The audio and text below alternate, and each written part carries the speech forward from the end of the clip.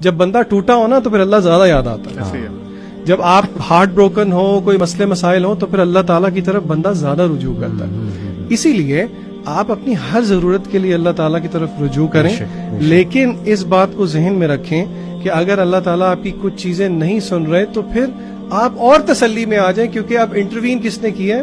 Master نے کیا. اب خواہش اس کی ہے, تو پھر تو میرے خیال سے ہمیں زیادہ خوش ہونا چاہیے.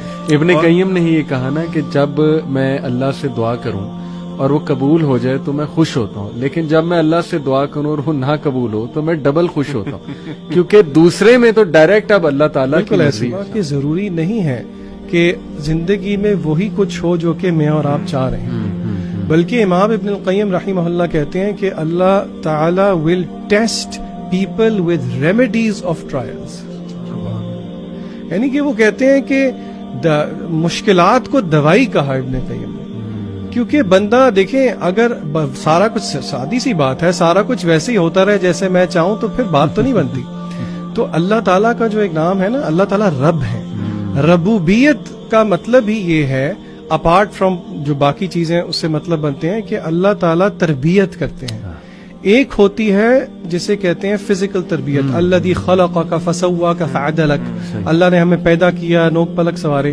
پھر ایک تربیت ہے جو کہ اللہ تعالیٰ ہمیں مصائب میں مبتلا کر کے دیتے ہیں. ما اصاب من مصیبت الا باذن اللہ. بندہ کہتا ہے کہ یار یہ کیسے, بندہ یہ ریئلائز نہیں کرتا کہ یہ جب آپ ٹوٹیں گے تو اس کی وجہ سے جو عبودیت آپ سے نکلے گی جو کہ مقصود ہے.